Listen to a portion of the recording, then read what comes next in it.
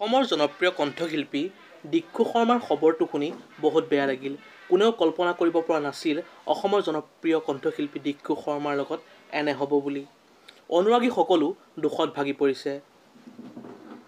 অনুৰাগীসকলে সামাজিক মাধ্যমত জনপ্ৰিয় কণ্ঠশিল্পী দিক্ষু শৰ্মাৰ এই খবৰটো পোৱাৰ পাছত সামাজিক মাধ্যমত দুখ প্ৰকাশ কৰা দেখা গৈছে। নমস্কাৰ বন্ধু-বান্ধৱীসকল, আপোনালোক সকলোকে স্বাগতম জনাইছোঁ আমাৰ চেনেলৰ অন্য এটা নতুন ভিডিঅ'লৈ। তেন্তে আহক আজিৰ ভিডিঅ'টো আৰম্ভ কৰোঁ। সামাজিক মাধ্যমত অসমৰ জনপ্ৰিয় কণ্ঠশিল্পী দিক্ষু শৰ্মাই এটা পোষ্ট শ্বেয়াৰ কৰি জনাইছে যে হঠাতে আহিল মোৰ জীৱনলৈও এটা বেয়া খবৰ। কণ্ঠশিল্পী দিক্ষু শৰ্মাই কয় যে তেওঁৰ অফিচিয়েল ইউটিউব চেনেলটো কোনোবা দুষ্ট চক্ৰৰে হেকাৰ কৰিছে আৰু ইতিমধ্যে অসমৰ জনপ্ৰিয় কণ্ঠশিল্পী দিক্ষু শৰ্মাই আৰক্ষীৰ কাষ চাপিছে আৰু সেই হেক হোৱা চেনেলটো পুনৰাই ঘূৰাই আনিবলৈ চেষ্টা কৰি আছোঁ বুলি জানিবলৈ দিছে। ভিডিঅ'টো আছিল ইমানেই।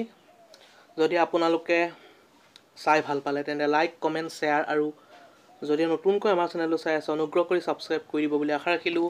ধন্যবাদ।